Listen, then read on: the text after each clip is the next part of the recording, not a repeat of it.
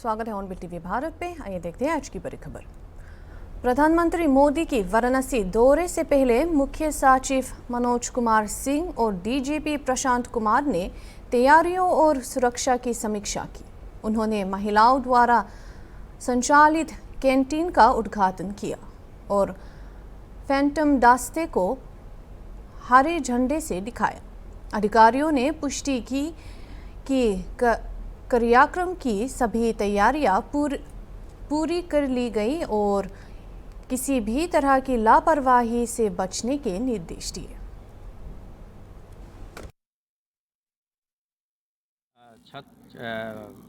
जो minute to minute programme है उसको हम लोग देखने आए थे। सर, उत्तर प्रदेश में बात की जाए तो महिलाओं को लेकर अपराध बढ़ा है, जैसे गैंगरेप की घटनाएं वाराणसी में भी देखने को मिली है, लेकिन अभी वहाँ पे सचिव द्वारा भी वो नहीं संज्ञान में लिया गया। इसको लेकर किस तरह? नहीं, उसमें तो मुझे बताया गया कि 9 लोग की गिरफ्तारी हो चुकी है और अगर आप आंकड़ों के हिसाब से देखेंगे तो हमारी स्थिति बहुत अच्छी है और महिलाओं से संबंधित अपराध में सज़ा दिलाने में उत्तर प्रदेश पिछले कई वर्षों से नंबर 1 पोजीशन पे है। वाराणसी आगमन एक वीवीआईपी विजिट के परिप्रेक्ष्य में किया गया है मुख्य सचिव और मेरे द्वारा। उसके तैयारियों की मिनट टू मिनट जो व्यवस्थाएं की जानी है उसके बारे में समीक्षा की गई। उसके बाद से फैंटम मोबाइल, जैसा कि आप सभी अवगत हैं कि यहाँ संकीर्ण गलियाँ भी हैं और पुलिस के तत्काल पहुँचने के लिए जो रिस्पांस टाइम होना चाहिए वो और बेहतर हो, उसके लिए ये 50 लेपर्ड मोटरसाइकिलें वाराणसी पुलिस के बेड़े में ऐड की गई हैं और पूरे देश में वर्तमान में उत्तर प्रदेश पुलिस का जो रिस्पांस टाइम है, कोई भी सूचना आती है तो वो पिछले 5 महीनों से सबसे अच्छा चल रहा है। सबसे कम समय में पुलिस पहुंचती है। वाराणसी की महत्ता सबको सभी अवगत हैं। ये अनादिकाल से यहाँ सभी चीज़ें और अत्यधिक कमर्शियल सेंटर, धार्मिक नगरी तथा ये विद्वानों की भी नगरी रही है। आज भी काफ़ी लोग यहाँ इससे जुड़े हैं। ऐसी संस्थाएं हैं जो सदियों से यहाँ चली आ रही हैं। वहाँ बेहतर से बेहतर सुविधाएं पुलिस की दी जाएं नागरिकों को, यही हम लोगों का प्रयास है। राज्य सरकार के द्वारा वाराणसी के विकास पर पूरा ध्यान दिया जाता है और उसके लिए उसी के परिप्रेक्ष्य में यहाँ पुलिस से भी आपने देखे होंगे इस पुलिस लाइन में बहुत सारी ऐसी बिल्डिंगें बनी हैं जो बहुत हाई राइज़ हैं। कांस्टेबल भी हमारे मल्टी स्टोरीड बिल्डिंग्स में रह रहे हैं। एक नए कैंटीन की भी शुरुआत जो स्वयंसेवी संस्थाएं महिलाएं चलाती हैं उनके द्वारा इनॉग्रेट कराया गया है और एक ऐसा पहल है। पावर कॉरपोरेशन के पूर्वी और दक्षिणी डिस्कॉम के निजीकरण के विरोध में बिजली कर्मचारियों ने लखनऊ में प्रदर्शन किया। निजीकरण को रद्द करने की मांग को लेकर उन्होंने फील्ड हॉस्टल से शक्ति भवन तक मार्च निकाला। संयुक्त विद्युत कर्मचारी संघ के महेंद्र राय ने बताया कि पूरे प्रदेश से इंजीनियर और कर्मचारी प्रदर्शन में शामिल हुए। इसके चलते लखनऊ और पूरे प्रदेश में ज़्यादातर दफ्तरों और सब स्टेशन में काम पूरी तरह रोका गया है। बिजली विभाग के निजीकरण को लेकर यहाँ पर आज उत्तर प्रदेश के जो कर्मचारी हैं बिजली विभाग के, वो यहाँ पर प्रोटेस्ट कर रहे हैं। आप देख सकते हैं हजारों की तादाद में जो उत्तर प्रदेश से आए कर्मचारी हैं वो लखनऊ में प्रोटेस्ट कर रहे हैं। साफ तौर पर देख सकते हैं कई महिलाएं हैं और हजारों की संख्याओं पर पुरुष महिलाएं यहाँ पर मिलकर प्रोटेस्ट कर रहे हैं। जो निजीकरण सरकार करने जा रही, प्राइवेटाइजेशन कर रही है, उसको लेकर विरोध प्रदर्शन करा जा रहा है। काफी लोगों के अंदर आक्रोश है और इन लोगों से बात करेंगे। आखिरकार जिस तरीके से उत्तर प्रदेश में बिजली विभाग जो निजीकरण हो रहा है उसको लेकर विरोध प्रदर्शन कर रहे हैं, क्या कुछ कहना चाहेंगे? इन्हीं लोग से आपस में बात करते हैं। क्या कहना चाहेंगे? दादाजी, क्या नाम है आपका? महेंद्र राय, मुख्य महामंत्री उत्तर प्रदेश बिजली कर्मचारी संघ। क्या कहना चाहेंगे जिस तरीके से निजीकरण हो रहा है उत्तर प्रदेश बिजली विभाग का? जो निजीकरण किया जा रहा है ये जनता और कर्मचारियों के हित के विपरीत है, क्योंकि प्रदेश की जनता जो आज 6.5 रुपये में एवरेज रेट पर बिजली पा रही है, उसको 10 से 15 के बीच में बिजली मिलनी चालू हो जाएगी। इसलिए जो मध्यम वर्ग और गरीब जनता है वो इसको न बहन कर पाएगी और न उसके घर में बिजली का बल्ब जल पाएगा। दूसरी चीज़, जो कर्मचारी हैं 80,000 संविदा कर्मचारी जो बाह्य सेवा प्रदाता के माध्यम से वो तत्काल हटा दिए जाएंगे और रेगुलर कर्मचारी को भी प्राइवेट कंपनी कहीं रखेगी नहीं। ऐसी स्थिति में हमारा ये जो घाटे की बात ये कर रहे हैं, 1,10,000 करोड़ घाटे की बात कर रहे हैं, जबकि ये इन्हीं का आंकड़ा है कि 1,15,000 करोड़ हमारा जनता के ऊपर बकाया है। यदि हम उसको वसूल लेते हैं तो 5,000 करोड़ से हम फायदे में हो जाएंगे, तो हम घाटे में है कहाँ। इसलिए घाटे मुनाफे की बात नहीं है, ये केंद्र सरकार की जो नीति बनी है कि सारे सार्वजनिक क्षेत्रों को हमें अपने पूंजीपति मित्रों, निजी क्षेत्रों को दे देना है, उसी के तहत ये आगे बढ़ रहे हैं और आगे बढ़ करके इस बिजली विभाग को देना चाह रहे हैं और हम लोग इसको आसानी से बिजली विभाग को बिकने नहीं देंगे, ये हमारा संकल्प है। क्या करेंगे आगे, निर्णय क्या निर्णय रहेगा अगर आपस में बात नहीं बनी? अभी शांतिपूर्ण ढंग से चल रहा आंदोलन, धरना प्रदर्शन कर रहे हैं, फिर हम और भी लेंगे कि जैसे हमारा क्रमिक अनशन से लेके अन्य चीज़ें होंगी, उसके बाद भी अगर सरकार अपने पर उतारू होगी तो हो सकता है कि हमें अनिश्चितकाल की हड़ताल पर भी जाना पड़े, तो हम लोग जाएंगे। साफ तौर देख सकते हैं जो कर्मचारी उनके अंदर काफी आक्रोश है, क्योंकि वो जो संविदा पे 80,000 कर्मचारी हैं उनको निकाला जाएगा और जो रेगुलर कर्मचारी हैं उनको प्राइवेट उनको भी कहीं ना कहीं निकालने की जो प्रक्रिया है वो भी चल रही है। कुछ और लोग हैं, उन लोगों से क्या कहना चाहेंगे? दादाजी, आप लोग आज प्रोटेस्ट कर रहे हैं निजीकरण को लेकर। ये देखिए, ये इतना बड़ा कुठारा घात है।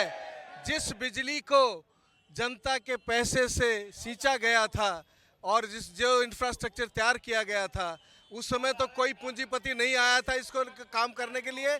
आज जब ये तैयार हो गया है तो आज मुनाफा लूटने के लिए ये इस सारे स्ट्रक्चर को मतलब काबू करना चाहते हैं, क्योंकि ये एक ऐसा दायरा है कि जो हमेशा ही इसको ज़रूरत बनी रहेगी और यहाँ आज वो मुनाफा लूटने के लिए आ रहे हैं। और इनको आज जो बिजली एक ज़रूरत है जीवन की, उसका व्यापार करना ये इंसानियत के साथ धोखा है, इंसानियत के साथ गद्दारी है कि जो जरूरत जीवन की है उसका व्यापार और उससे मुनाफा कमाने की सोची जाए। हम इसका विरोध करते हैं। इसका असर कर्मचारियों पर भी पड़ेगा, इसका असर जो है वो उपभोक्ता पर भी पड़ेगा। आप और हम सब उपभोक्ता भी हैं, कर्मचारी तो भुगतेंगे ही, लेकिन उपभोक्ताओं को भी ये जो स्मार्ट मीटर आ रहा है इसका ज़बरदस्त तरीके से विरोध करना चाहिए। जो बिजली बिल जिसके चलते ये निजीकरण हो रहा है इसका विरोध करना चाहिए। और आज ये रैली इसी के विरोध में है कि हम किसी भी कीमत आगे क्या निजीकरण को रोकेंगे। क्या आगे निर्णय रहेगा प्रोटेस्ट कर रहे अगर सरकार नहीं? निर्णय अभी लिया गया है, हमारी संघर्ष समिति ने निर्णय लिया है, फेज वाइज प्रोग्राम चलेंगे और जब तक इस निजीकरण को रोक नहीं दिया जाएगा वो लगातार सिलसिला चलता रहेगा। और हम 26 को फिर हड़ताल में जाएंगे, पूर्ण हड़ताल में जाएंगे, जरूरत पड़ी तो अनिश्चितकालीन हड़ताल में जाएंगे। बिल्कुल साफ तौर पर देख सकते हैं किस तरीके से जो कर्मचारी उनके अंदर काफी आक्रोश है। सरकार अगर इनकी बात नहीं सुनेगी तो अनिश्चित काल तक प्रोटेस्ट किया जाएगा। वीडियो जर्नलिस्ट अनिल सैनी के साथ निहाल पांडे, हॉर्नबिल टीवी, लखनऊ। बढ़ती गर्मी से बचने के लिए लोग एसी और कूलर का इस्तेमाल कर रहे हैं। लखनऊ चिड़ियाघर में जानवरों के लिए साफ पानी, कूलर और स्प्रिंकलर सिस्टम जैसे सुविधाएं मुहैया की गई है। उनके खाने में भी बदलाव किया गया है और शाकाहारी जानवरों को फल और सब्जियां दी गई है, जबकि मांसाहारी जानवरों को कम मांस दिया जा रहा है। हमारे साथ बातचीत करने के लिए अदिति शर्मा हैं, जू की डायरेक्टर हैं। इनसे बात करेंगे गर्मी को देखते हुए जानवरों को लेकर क्या तैयारियां करी गई लखनऊ जू में। मैम, गर्मी को देखते हुए जू में क्या तैयारियां करी गई हैं जानवरों को लेकर? देखिए, जब मौसम बदलता है तो जानवरों के लिए हमें विभिन्न तैयारियां करनी पड़ती हैं। और जैसे सर्दी आती है तो अलग तैयारियां होती हैं, अब गर्मी आ रही है तो अलग तैयारियां हैं। पानी की व्यवस्था सबसे इम्पॉर्टेंट चीज़ होती है ज़ू में। और ये जो हमारा चिड़ियाघर है इसमें अलग अलग तरह के जानवर हैं और उन जानवरों के लिए, जो बड़े जानवर हैं, उनके लिए पॉन्ड्स और स्प्रिंकलर्स की व्यवस्था उनके बाड़ों में कर दी गई है। जो उनके नाइट सेल्स हैं वहाँ पे कूलर्स की व्यवस्था कर दी गई है, मिस्ट फैंस की व्यवस्था कर दी गई है, ताकि रात में भी जानवरों को कोई दिक्कत ना हो। और उसके अलावा चटाइयाँ, खस की चटाइयाँ हम लगा देते हैं उनके बाड़ों के चारों तरफ, क्योंकि जालीदार बाड़े होते हैं और उनमें गर्म हवा जाती है। तो जब इस तरह का चटाइयाँ लगी रहती हैं तो ठंडक रहती है। उसके अलावा काफ़ी शेड का इंतज़ाम हम और भी करते हैं। खाने में कुछ चेंजेस करते हैं, जैसे जूसी फ्रूट्स और वेजिटेबल्स देते हैं। तो इस तरह की व्यवस्थाएं जब भी गर्मी का मौसम आता है, तो जैसे इंसान अपने घरों में विभिन्न व्यवस्थाएं करता है, वैसे ही चिड़ियाघर में भी सारी व्यवस्थाएं की जाती हैं।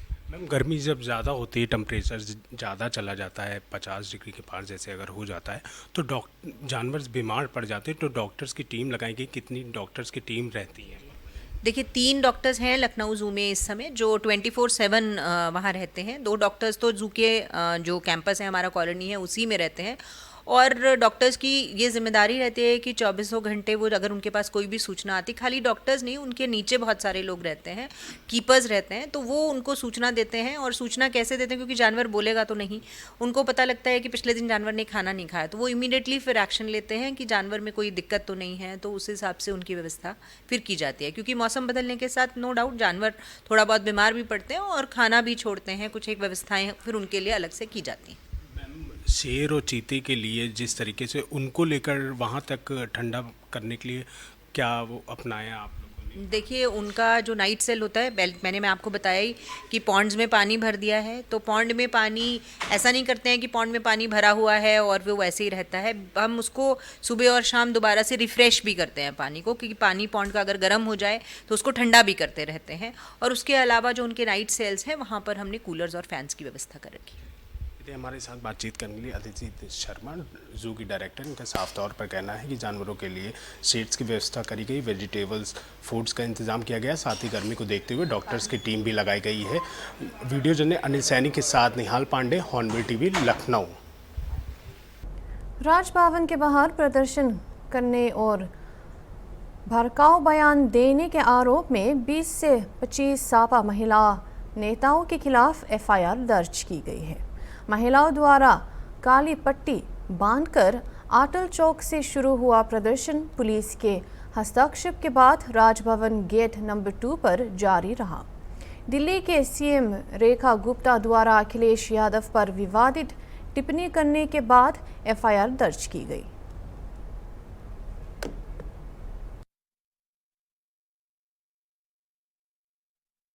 भाजपा के स्थापना दिवस पर पार्टी मुख्यालय में एक प्रदर्शनी लगाई गई, जिसके उद्घाटन प्रदेश अध्यक्ष भूपेंद्र चौधरी ने किया।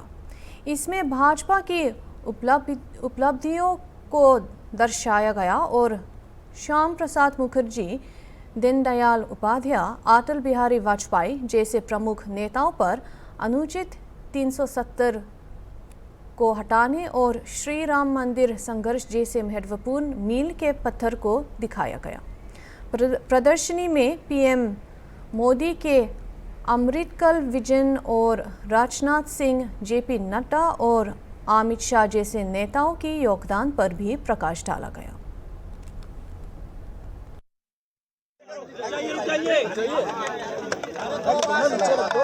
स्थापना के 45 वर्ष पूरा होने के उपलक्ष्य में हमारी पार्टी के स्थापना दिवस 6 अप्रैल से और 13 अप्रैल तक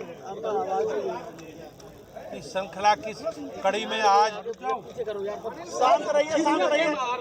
मुख्यालय पर आज एक हमारी राजनीतिक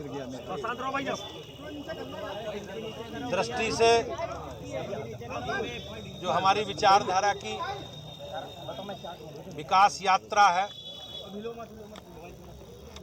और अलग अलग कालखंडों में सरकार का नेतृत्व करते हुए हमारी सरकारों ने जो काम किए हैं उससे जुड़े पर विषय को लेकर आज यहाँ प्रदेश कार्यालय पर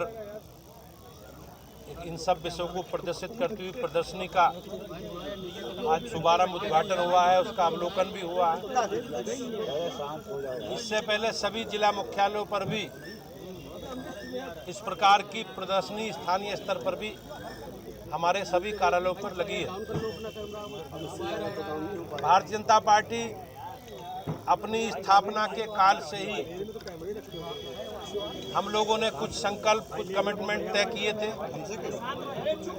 आज हमारे लिए देश के असंख्य भारतीय जनता पार्टी के समर्थकों के, शुभचिंतकों के लिए गर्व करने वाली बात है कि हमारी चाहे केंद्र की सरकार हो, चाहे राज्य की सरकार हो, हमारी सरकारों ने उन संकल्पों को पूरा किया।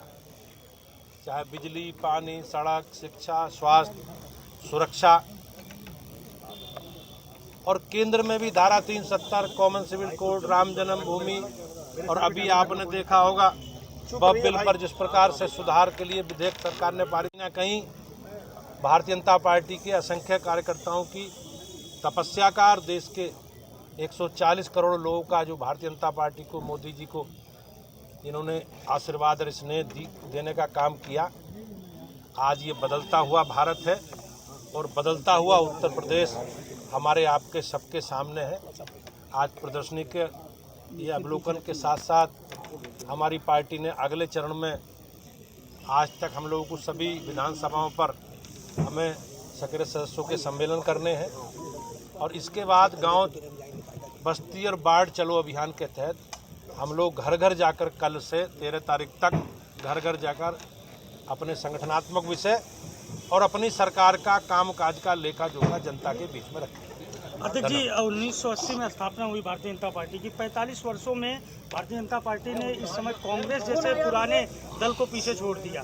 ये एक मजबूत राजनीतिक इच्छा शक्ति की वजह रही या उसके पीछे ये एक हमारी विचारधारा को लेकर लोगों ने जिस प्रकार से जनता के बीच में संघर्ष किया, जनता के विषय मुद्दे उठाए, और हमें जब जब जनता ने सेवा करने का अवसर दिया हमारी पार्टी को, हमारी पार्टी के लोगों ने उन संकल्पों को पूरा किया जो कमिटमेंट हमने किए थे। आपने देखा होगा हमारी ऐसी पार्टी है, हमारी ऐसी सरकार है कि हम लगातार अपने कार्यक्रम और अभियानों के माध्यम से घर घर जाकर अपनी सरकार का लेखा जोखा, कामकाज की चर्चा जनता के बीच में जाकर घर घर करते हैं। हमने जो कहा, हमारी पार्टी ने जो कहा, मोदी जी के नेतृत्व में और योगी जी के नेतृत्व में उसे पूरा किया। उसी का ही परिणाम है कि आज 80 में जो पार्टी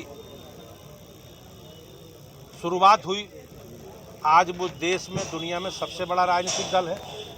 सबसे ज़्यादा लोकसभा के सदस्य हमारे हैं, सबसे ज़्यादा राज्यसभा के सदस्य हमारे हैं, सबसे ज़्यादा विधायक हमारे हैं, विधान पार्षद हमारे हैं, मेयर हमारे हैं, जिला पंचायतों के अध्यक्ष हमारे हैं, प्रधान हमारे हैं, बीडीसी के मेंबर हमारे हैं, ब्लॉक प्रमुख हमारे हैं। तो ये कहीं ना कहीं प्रदेश की जनता का, देश की जनता का मोदी जी के प्रति और योगी जी के प्रति विश्वास, और हमारी सरकार और हमारे विचार के आधार पर जो हमारी सरकारों ने काम किए हैं, उन कामों के आधार पर मैं निश्चित रूप से कह सकता हूँ कि आज भारतीय जनता पार्टी का ये स्वरूप हम सबके सामने है।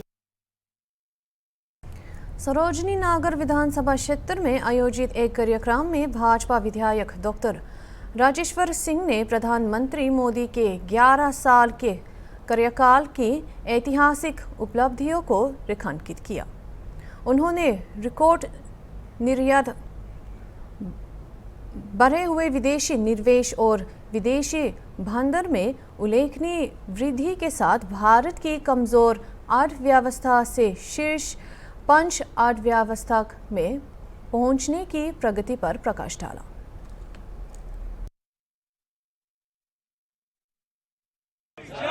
भारत माता की, भारत माता की, भारत माता की, Bharatiya Janata party, Bharatiya Janata party, Bharatiya Janata party.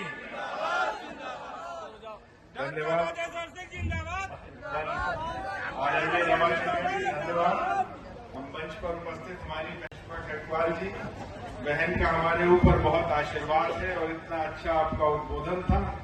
Party कहां से कहां पहुंच गई है, इसमें आपका बहुत बड़ा योगदान है। जब मैं चुनाव लड़ रहा था तो मैं देखता था बहन हमारी बूथ के कार्य को लेके कितनी गंभीर रहती थी। पर्ची बनाने से लेके काउंटिंग एजेंट तक का हमारी बहन ने काम किया। जितना मैं बहन को धन्यवाद दूं, जितना हृदय से आभार व्यक्त करूं वो कम है। हमारी बहन के लिए जोरदार तालियां होनी चाहिए। यहाँ पर उपस्थित पार्टी के हमारे सारे ऊर्जावान सक्रिय सदस्य, आप लोगों के कारण, जैसा आदरणीय संतोष जी कह रहे थे, हमारी बहन कह रही थी, 2 से 303 का सफर भारतीय जनता पार्टी ने आपके कारण देखा है। आज विश्व की सबसे बड़ी पार्टी आपके कारण बनी है और एक मजबूत सरकार प्रदेश में और देश में आपके कारण दी है, जिसके कारण आज हिंदुस्तान को पूरा विश्व देख रहा है, जिसके कारण आज हमारा उत्तर प्रदेश हिंदुस्तान का सबसे तेज गति से बढ़ता हुआ एक प्रदेश है। और आज हमारी अर्थव्यवस्था विश्व की 5वीं सबसे बड़ी अर्थव्यवस्था बन चुकी है और आने वाले समय में हम विश्व की 3री सबसे बड़ी अर्थव्यवस्था होने जा रहे हैं। आज मुझको प्रदेश की ओर से जो मिला है 11 वर्षों की विकसित भारत यात्रा तथा प्रदेश एवं केंद्र सरकार की उपलब्धियों पर चर्चा करने के लिए, आदरणीय मोदी जी के नेतृत्व में 11 वर्षों में भारत की एक गौरवशाली यात्रा रही है, जिस पे हम लोग जरूर ध्यान देंगे। पिछले 11 वर्षों में भारत ने वो परिवर्तन देखे हैं जो इतिहास में स्वर्ण अक्षरों में दर्ज किए जाएंगे और जो आप लोगों के कारण है, जो हमारे यहाँ मेहनती सक्रिय कार्यकर्ता बैठे हैं, जिसको पूरा प्रदेश देखता है, हमारी जनता देखती है, आप लोगों के कारण एक मजबूत सरकार बनी, एक मजबूत नेतृत्व आज देश के पास है और जिसके कारण देश आज प्रगति कर रहा है। 2014 में राष्ट्र पुनर्जागरण की शुरुआत हुई। 2014 को आने वाली पीढ़ियां भारत के स्वर्णिम पुनर्जागरण के रूप में याद रखेंगी, क्योंकि ये वह साल था जब माननीय नरेंद्र मोदी जी के रूप में भारत को एक प्रखर नेतृत्व मिला। आज मोदी जी के कहने पे इंटरनेशनल योगा डे पूरा विश्व मनाता है।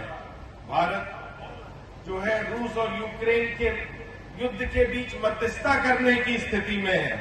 बिना दबाव के आज क्रूड ऑयल हम रूस से ले रहे हैं, तेल की दामों को बढ़ने नहीं दे रहे हैं। ये आदरणीय मोदी जी का प्रताप है, ये उनकी क्षमता है, ये नए भारत की ताकत है। दुनिया के 22 देशों ने आदरणीय मोदी जी को अपना सर्वोच्च सम्मान दिया है, ये वो हिंदुस्तान है।